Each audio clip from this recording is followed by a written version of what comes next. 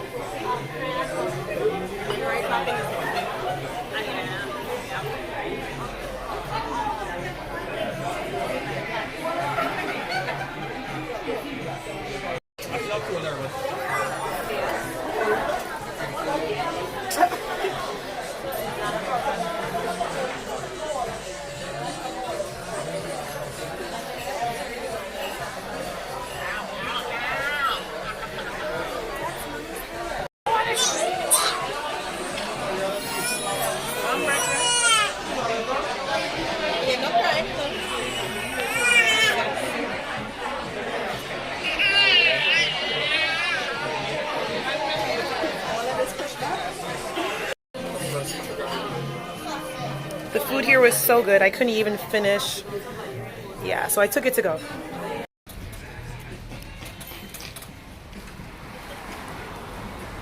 You ain't getting nothing to do.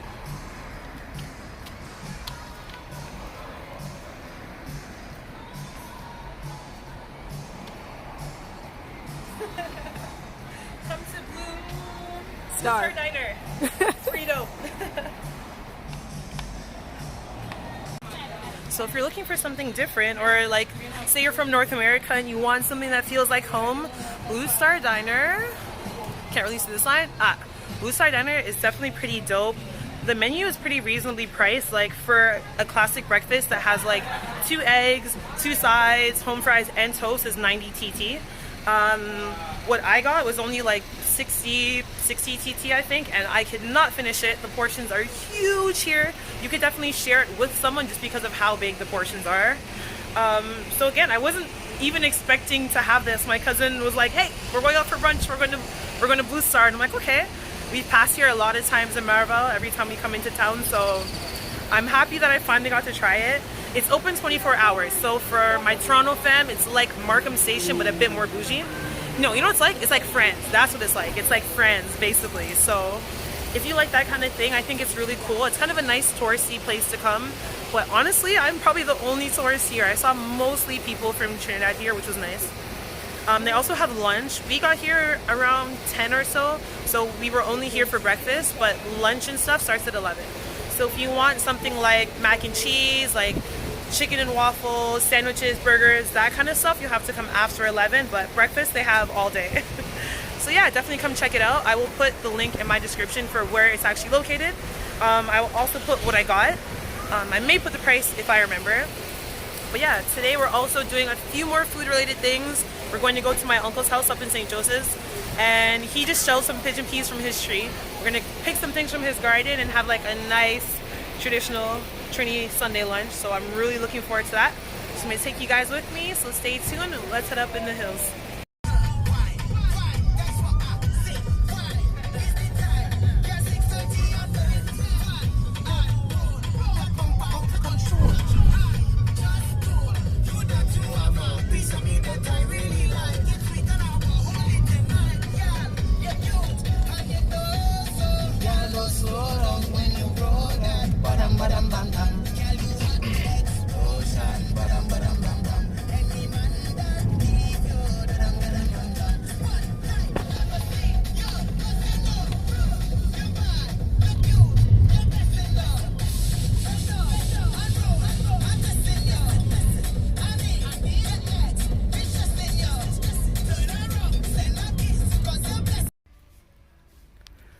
Okay, so now we're at my uncle's and he has this very nice little garden. There's cherry tomatoes. There is Pimentel Peppers here. Let me see if I could show you any. A little baby one there. Oh, there's some bigger ones in here.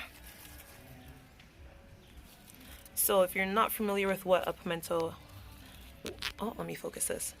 So if you're not familiar with what a pimentel pepper is, they also call it Trinidad seasoning pepper. It basically has all the flavor of Scotch bonnet without all the heat. So it's something we use very, very commonly in Trini cooking. And what I'm going to be cooking, some of this Pok Choy here. It was just picked out of his garden, so I'm going to wash it and show you guys how I prepare that. There also is a pigeon pea tree, which I'll take you guys to next, and my aunt's shelling some of those right now. So here is the pigeon pea tree. This is actually the first time I've ever seen a pea tree in real life. So they come in little pods like this, and then you can see that inside of each pod, each actual pea is there. So right now my aunt is shelling some, so I can show you what it looks like inside. This is pretty cool.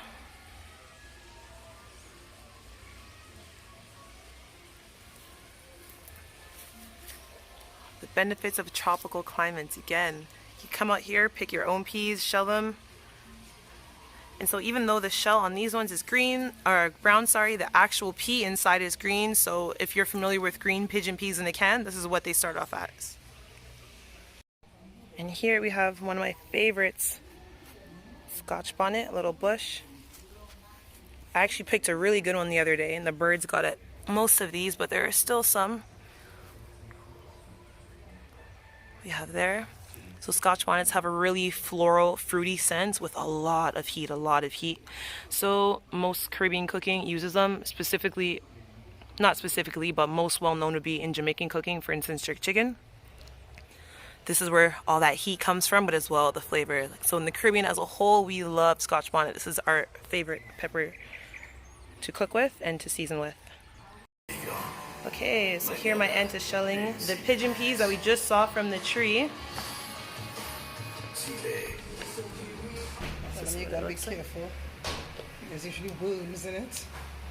Okay, you hear that, guys? Be careful, because sometimes there's worms in it, so you have to go through it with a fine-tooth comb, so to speak. And this is how the green pigeon peas look.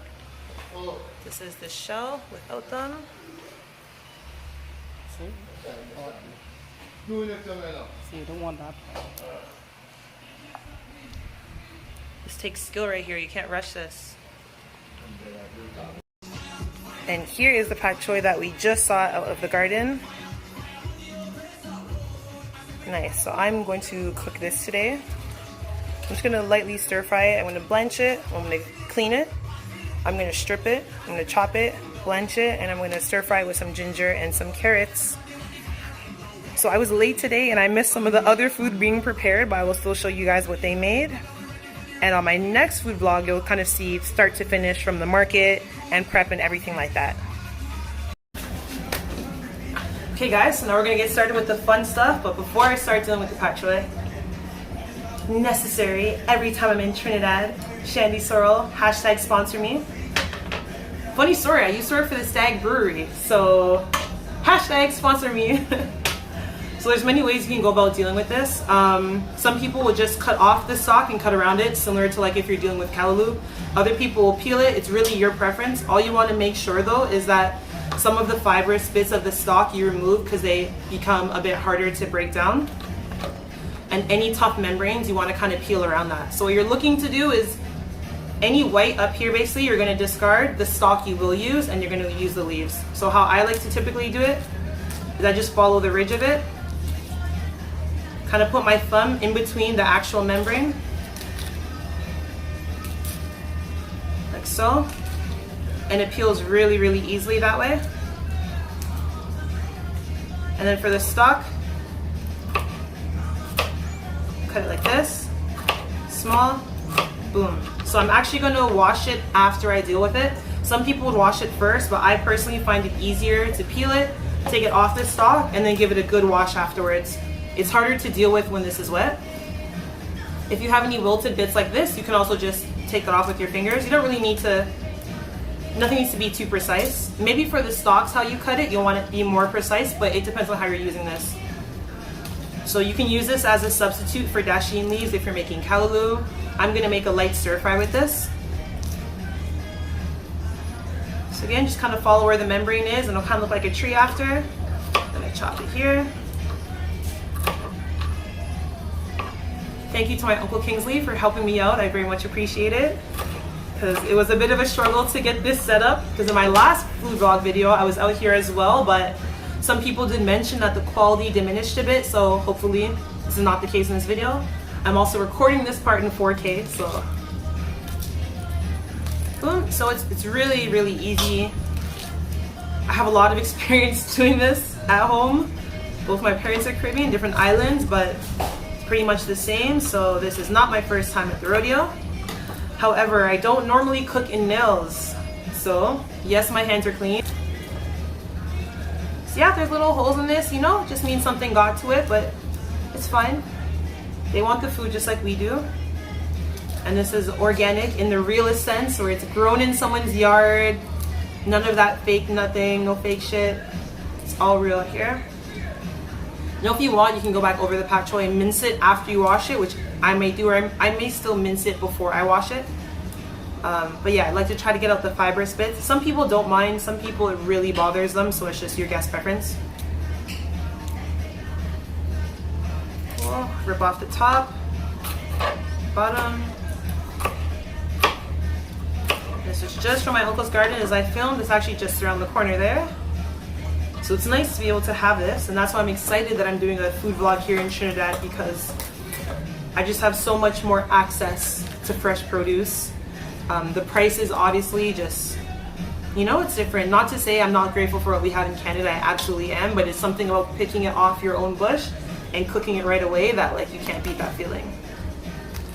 So this summer I'm hoping to have like a better garden at my house, because last year we tried to take, my mom and I had a little herb box. I had some tomatoes. They did okay. My boyfriend and his mom have a really good garden. Like, she tends to it really, really well. So I'm aspiring to get to their level. So again, you don't want to throw away too much, but if it's something that you don't think you're going to eat, then, you know, you don't want people complaining or picking through your food. That's probably the worst thing you can have, is someone pick out something that's inedible.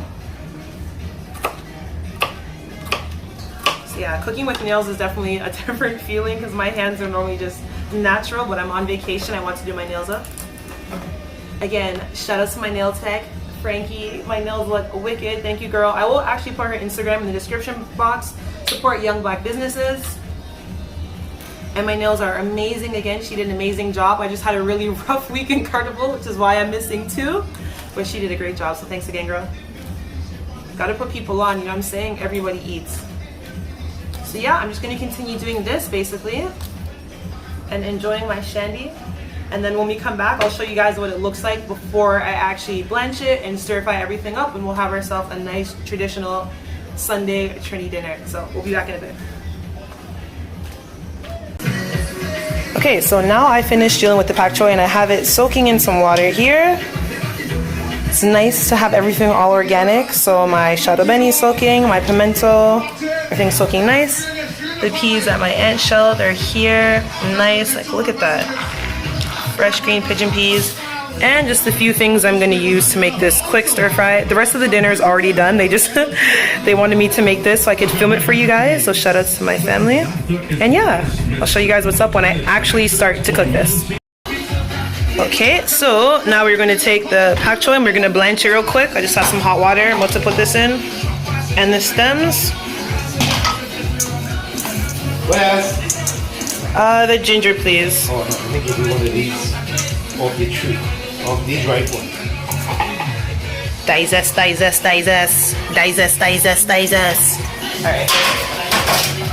Now I just need, so just blanching it, because again we're going to stir fry this. I don't want it to get too soft. So you blanch it to first cook it, and then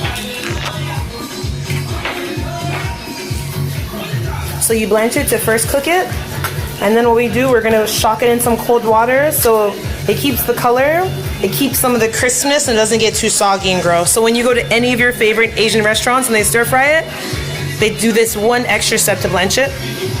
And over here we also have the ginger and the carrots. My uncle was chopping up some onion, the shadow benny, garlic, and the pimento.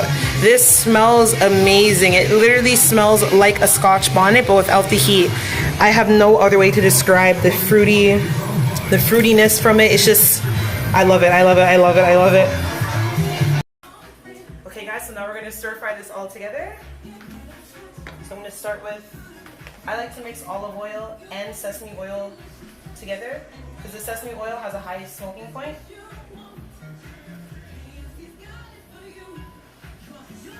And the sesame oil is mainly for flavor. Oh, I love the smell. If you've never used sesame oil, it literally smells like toasted sesame seeds, which is amazing. So the first thing I'm going to start with is my onion.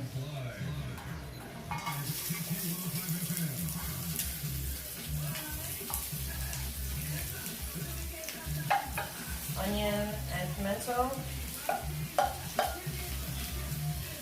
And I'm also going to put in my garlic one time.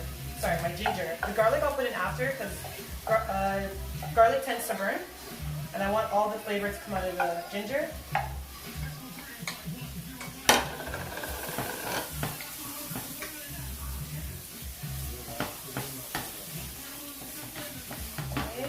You can always add oil, but remember you can't take away, so it's better to start with a bit and add more than have too much and you're like, oh shit, and your food's oily, because no one likes oily anything.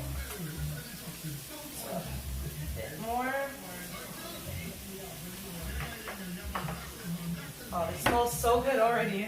This smells really, really good. I love the smell of ginger. And this amazing pimento from my uncle's garden, which is hella fresh. Okay. Oh, my heat's dropping here. The key to stir frying anything is movement. Move it, keep it moving. Now, see, the onions are already starting to get a bit translucent. I don't want them caramelized, so at this point I'm going to add in my carrots. Because carrots are hard and take a bit longer.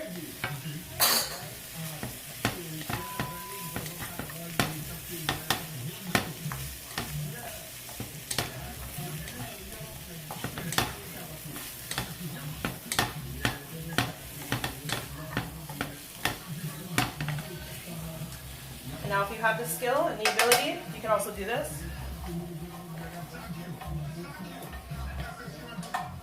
This works best if you're using an actual open flame where the pan is still getting contact with the heat source, but if you keep it low enough, it still helps. Okay, keep it moving. Once the carrots start to get more orange in texture, that's what we're looking for. More orange in color, excuse me, is what we're looking for. So right now there's still a little bit, there's like a bit of a whitish tinge to them, but the more you cook carrots, you release some of the beta carotene and you really get that bright orange color coming through.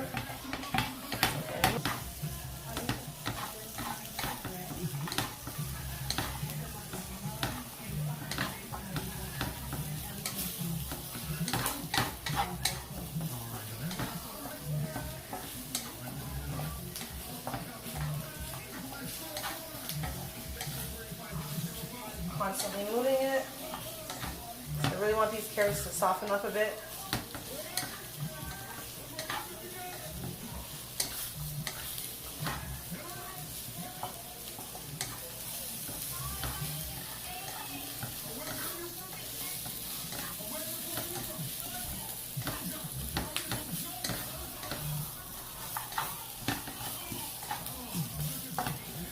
Okay.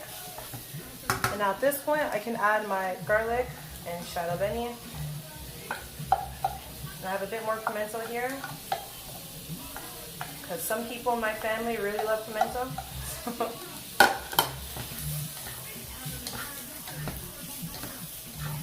Nice. As you can see, the carrots are starting to change color a bit here. They're becoming a bit deeper, which is what we want. And if things are starting to stick to the bottom, just keep moving it around.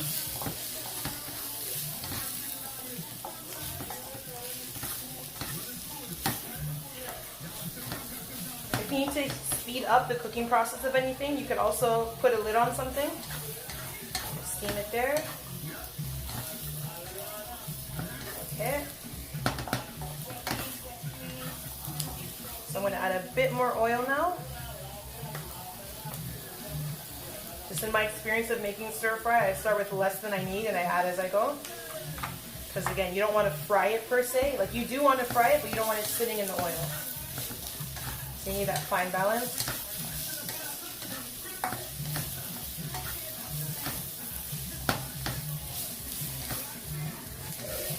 And I'm actually going to add in my Pok Choy because I want it to release a little bit of moisture into this. But I did try to get out most of the excess water. So after I picked it, I blanched it in hot water and then I shocked it in cold water to stop the cooking. So that helps keep some of the color, and I squeeze out the excess water. I also make sure that the stems are nice and cooked.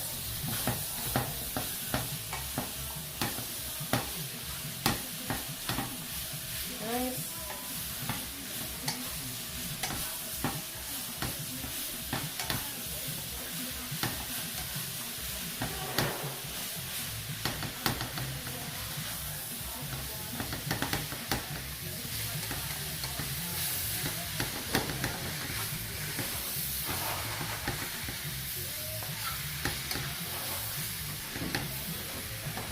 Okay, now I'm going to add my spices. So I'm going to add a little bit of 5 spice.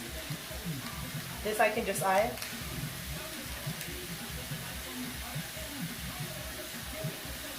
And a little bit.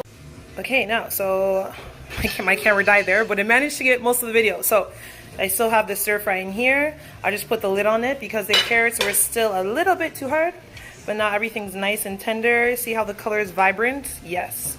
Next time what I will do is I will blanch the carrots the same way that I blanch the Pok Choy, just so it retains the color. And that way it cooks a bit faster, because the carrots took a bit longer than I anticipated and I don't want the rest of this to get too soggy. But see how everything's still looking nice? Perfect. So now I will show you what the full, complete Trini Sunday dinner looks like once I plate it up. Okay guys, so now we have this wonderful spread of a traditional Trini Sunday dinner. So we have here a corn salad that has some tomato in it. We have mixed veggie rice. We have the Pok Choy stir fry that I made. We have some stewed red beans. We have a stuffed chicken breast, macaroni pie. You cannot have a Sunday dinner without macaroni pie, and a piece of sweet potato as well. My favorite, you already know what it is. Hashtag Carib, sponsor me. Hashtag Stag, hashtag Sandy. So let's get right into this. I'm gonna try the stir fry first. It's probably one of the best stir fries I made, to be honest. This is really, really, really good. My uncle taught me a trick. So at the end, after we cooked everything, we sliced up some of the pimentel, put it on top, and then let it steam. It's so fresh and light. And because I blanched the Pok Choy, it's not overcooked, which is good. I'm gonna try the beans and some rice.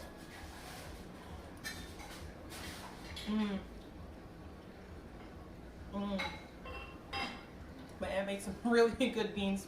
Can't go wrong. The Trini Sunday dinner has to have basically meat, greens, macaroni pie, peas, and rice, like at minimum. So this is definitely traditional. Macaroni pie is a must, because I've been here for a week without no damn macaroni pie.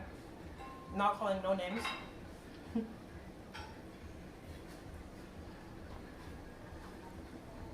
Bruh. If you're not Caribbean and you're used to mac and cheese is cool. You know what I mean? It's cool. But macaroni pie, bruh. And macaroni pie needs to stay together. So you want it a little bit soft, but the top needs to be crispy and it needs to hold its shape. That's like major key. Piece of sweet potato. I think sometimes this is also called Japanese sweet potato. It has a reddish purplish skin. It's really good. It's starchy and sweet. It doesn't taste like the traditional North American sweet potato that we have that's orange in the flesh. Can't go wrong. Let me try the chicken now. And this chicken is stuffed here with some seasonings, herbs. Nice. Want some pepper sauce, man? No, thank you.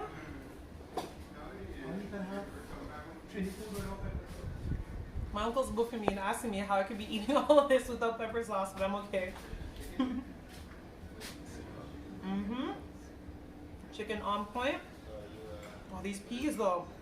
These peas have me right now. And now finally some salad. It's a corn salad. Normally I've only had corn salad that's seasoned like Mexican style. So it's actually really good to not have it seasoned Mexican style. I actually really enjoy this. So now if you want to come in and take a closer look, again, our traditional Trini Sunday dinner. This is so good. So thank you guys for joining me on this second food vlog. Today we went to Blue Star Diner for brunch.